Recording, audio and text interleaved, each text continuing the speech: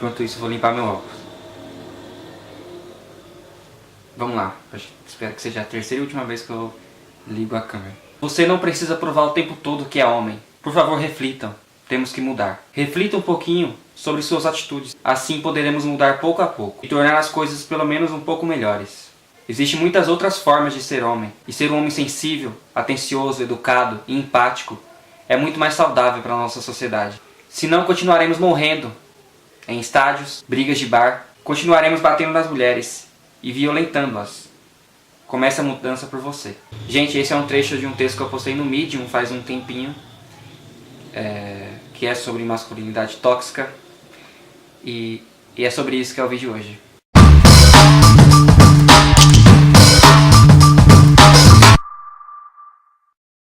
Olá, eu sou o Beto Oliveira e bem-vindo ao Nas Entrelinhas. Então, gente, como eu falei no primeiro vídeo do canal, eu queria falar sobre masculinidade, que a gente precisa discutir um pouco sobre isso. Tenho pensado há um tempinho sobre algumas questões em relação ao que é ser homem. Muitas das coisas que eu vejo, né, que eu vivenciei na minha vida, definições que eu sempre questionei, definições que eu sempre coloquei em dúvida. Porque a gente como homem cresce ouvindo várias coisas que marcam a gente. Desde pequeno a gente é condicionado a ouvir várias coisas como não chore, engole o choro, chorar é coisa de mulherzinha, para de ser viado. São várias palavras, várias frases que costumam repercutir anos depois na vida desse homem que ouviu isso a vida inteira dos pais, dos avós e dos tios e enfim, com quem ele cresceu. Eu acho que a gente precisa fazer um debate em relação ao que é ser homem e a masculinidade, para a gente poder conseguir mudar essa estrutura machista a partir da raiz. Porque a raiz da violência contra as mulheres somos nós, homens. E eu acho que precisa de uma mudança de postura, porque a gente é ensinado a tantas coisas que causam, né,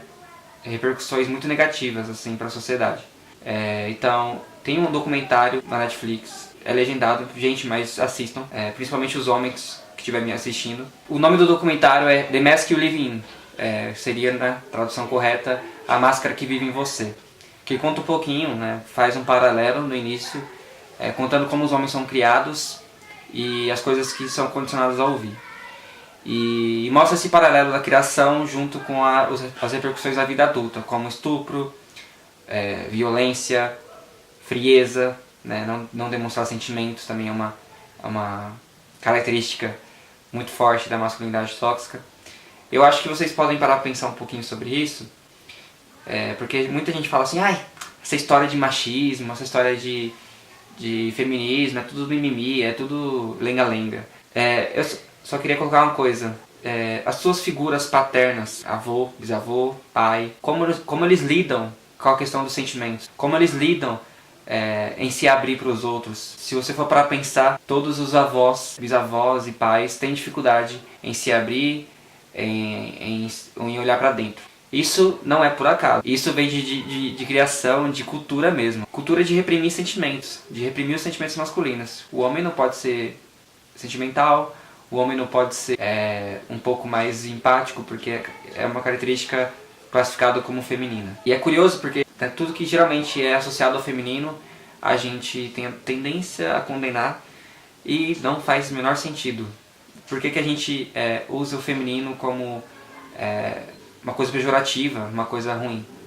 Eu não estou aqui comparando o sofrimento, tá, gente? A violência que a mulher sofre é totalmente diferente e a do homem é outra violência, é uma violência de outro nível. Eu acho que a gente precisa fazer esse debate em relação a pensar novas formas de ser homem, porque a gente é a raiz do problema, né?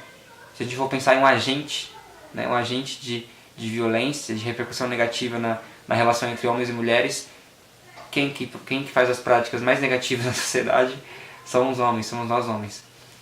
Então é muito complicado a gente fazer um debate de igualdade de gênero sem colocar os homens para conversar. Não estou falando de tomar lugar de fala, né? Porque eu acho que estando em um lugar onde a gente está debatendo igualdade de gênero, o homem nunca, presta atenção, nunca deve tomar a voz da mulher. A mulher tem a sua vivência e ela deve ser ouvida. Eu acho que o maior mal dos homens é não ouvir as mulheres. É não ouvir o sofrimento que elas têm todos os dias, só de andar na rua, só de apresentar o trabalho na faculdade, qualquer coisa que você imagine a mulher sofre, em qualquer ambiente. Pode ser comprar o pão na padaria, ela está sofrendo algum tipo de assédio. E é muito complicado porque a questão é, a gente tem a tendência a se calar quando envolve questão de gênero. Eu acho que a gente precisa parar pra pensar nisso um pouco, porque a gente não pode continuar como está. Para vocês terem uma noção, a gente tem um quadro muito preocupante, tem uns dados estatísticos que mostram que a maioria dos homens que cometem, a maioria das pessoas que cometem suicídio são homens, a maioria das pessoas com diagnóstico de algum problema psicológico, emocional, também são os homens. Por essa cultura de reprimir sentimentos, de reprimir as emoções. No texto que eu li no início, que eu postei no Medium, é mais um relato de vida pessoal mesmo, vou deixar na descrição o link. Porque eu nunca fui um exemplo de homem machão que o pessoal sempre coloca, né? Que é aquele homem viril, frio, machão, que tem que ficar toda hora se autoafirmando, que gosto de mulher. Beleza, fera? Porque tipo, mano, é muito engraçado mesmo isso, porque tipo, direto eu tenho alguns debates com pessoas do meu ciclo de amizades, principalmente do pessoal com quem eu convivi na infância, que tem uma extrema dificuldade em conversar sobre isso. Geralmente, né, eles chamam eu pra conversar como forma de provocação mesmo, né? Tipo, não vamos comentar isso porque o Beto tá chegando. Não tô aqui fazendo, né, propaganda de que eu sou o homem mais desconstruído do mundo, não, pelo amor de Deus.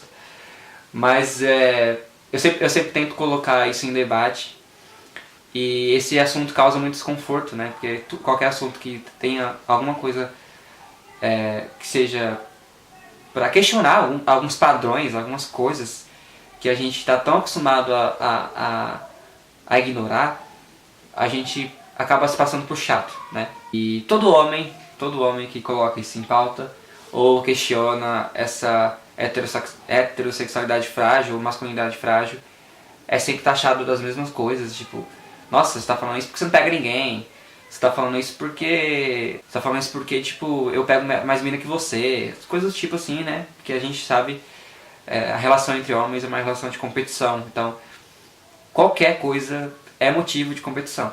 Voltando ao debate de lugar de fala, eu acho que a gente tem que tomar muito cuidado, quando eu falo a gente, não só os homens, a gente acabar criando uma ideia de guerra entre gêneros, né? Eu vi um vídeo recente da Ruth Ruth falando sobre isso, que ela fala sobre uma música da Marília Mendonça, e é uma música, né, de uma mulher feita para as mulheres, né? Porque a gente tende em relações amorosas culpar sempre a mulher e não responsabilizar os homens por isso.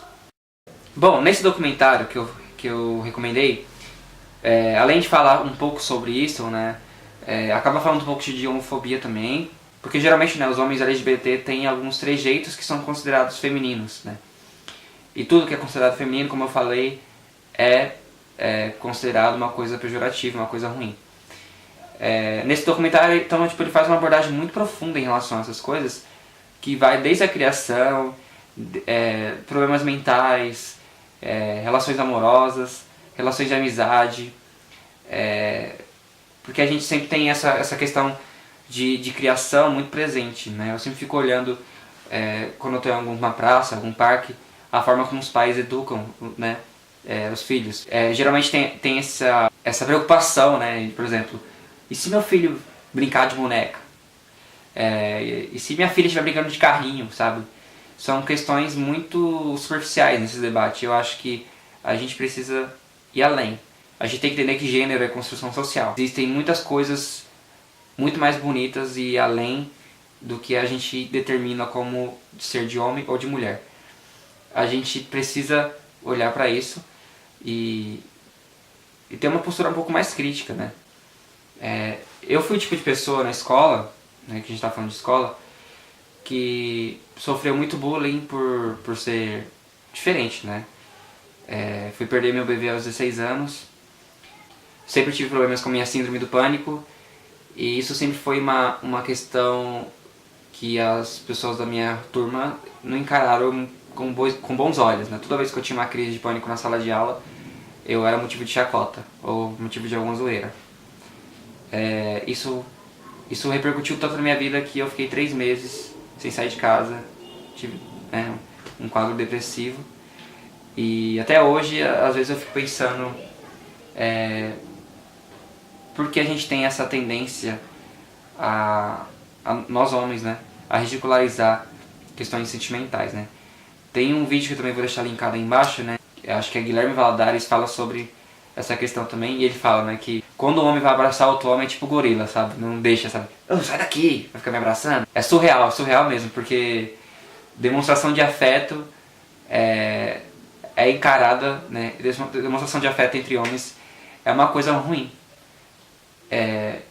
E a gente vê que as mulheres não têm essa preocupação, sabe?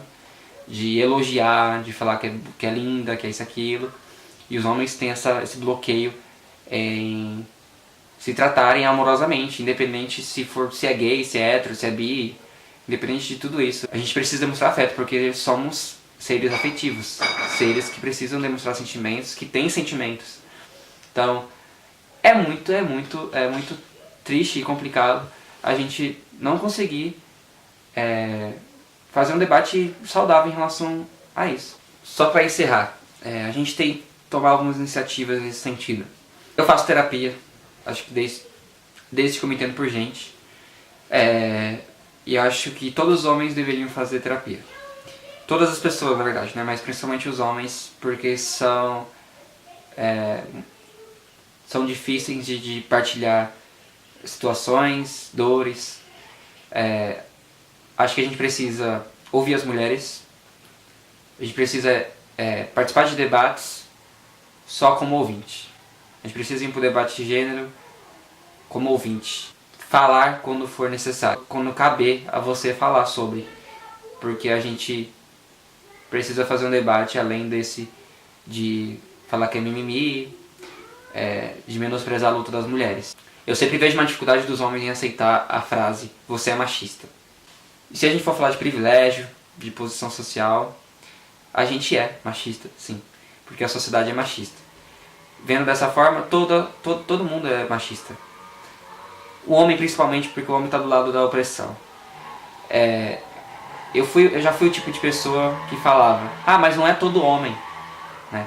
Não é todo homem que estupra mulheres, que bate nas mulheres. Sim, não é todo homem. Mas praticamente todos os homens acobertam uma traição de um amigo. Deixa de colocar em pauta esse debate com os amigos. Numa mesa de bar, geralmente se ignora esse tipo de assunto. Quando tem algum relato de estupro, de assédio, a gente tende a passar a mão. A gente tende a passar a mão na cabeça dos homens. Nós homens temos a tendência a naturalizar a violência, a não perceber a violência, a não perceber um comentário machista que a gente faz, um comportamento machista. Eu acho que a gente precisa olhar isso com mais carinho, porque a gente comete ainda várias violências, várias outras questões, porque a gente não para refletir. Peço aos homens que estejam me assistindo que reflitam sobre isso. Então é isso, gente. Se você ainda não se inscreveu, se inscreve logo. Eu vou continuar postando vídeo, né? Vou tentar postar vídeo toda sexta-feira e espero conseguir. E me segue nas redes sociais para me acompanhar, né? Porque qualquer coisa eu vou avisando, quando tem vídeo, quando não vai ter. Acho que no próximo vídeo eu vou trazer uma temática mais voltada para o português, né? Assim como eu falei no primeiro vídeo, eu vou tentar mesclar esses temas. Então é isso, gente, até mais.